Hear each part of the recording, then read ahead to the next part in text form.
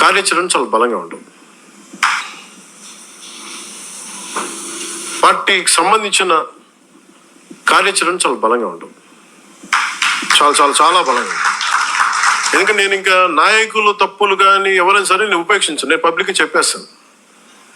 ఎందుకంటే మీరు పబ్లిక్గా మీ ఇష్టాలకి మీరు మాట్లాడేస్తున్నప్పుడు నేను మిమ్మల్ని కూడా నుంచోబెట్టేస్తాను. కార్యకర్తల ముందు నుంచోబెట్టేస్తాను. ఒక కార్యకర్త తప్పు చేస్తే మిగతా కార్యకర్తలు కూడా దాన్ని కరెక్ట్ చేసుకోవాల్సిందే. జనసేన నాయకులకి ఇస్తున్న వార్నింగ్ ఇది. అంతే కదా. బేసిక్గా ఇప్పటిదాకా తెలుగుదేశంతో జనసేన పొత్తుకు సంబంధించి జరుగుతున్న పరిణామాలు, అట్లాగే లేకపోతే గనక ఇప్పుడు మొన్న విజయము ఇట్లాంటి కాన్సెప్టుల మీద కొంతమంది కార్యకర్తలు మాట్లాడుతున్నారు. ఇక్కడ విచిత్రం ఏంటంటే ఆయన వార్నింగ్ ఇస్తుంది ప్రతిపక్షాలకు కాదు, సొంత కార్యకర్తలు. ఇప్పటికే జనసేనలో ఉన్న వాళ్ళని తొక్కి నారదేస్తున్నారు. తెలుగుదేశం వాళ్ళు కొడుతున్నారు, లోకల్ గా ఉన్నటువంటి జనము పట్టించుకోవట్లేదు.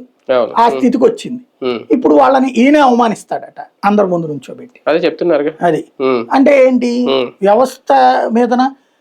ఇప్పుడు నాకు అర్థం కాదు ఏంటంటే 12 ఏళ్ల నుంచి ఎవరు నడుపుతున్నట్టు పార్టీని నేను ఇవాళ నడుపుతున్నాను, ఇప్పుడు డేర్ తీసుకుంటా. అసలు అర్థం ఉంది ఎట్లాంటి మాటలు. ఆయన మాట్లాడేది అర్థం ఉండాలి కదా. ఇప్పుడు జగన్ ఎంతవరకు వాళ్ళ పార్టీలో జరిగిందంత నాకేం సంబంధం లేదు, నేను ఇవాళ నుంచి యాక్టివిటీ చేస్తున్నాను అంటే నువ్వు ఒప్పుకుంటావా? అప్పుడు ఎట్టకారం ఆడతా నువ్వు.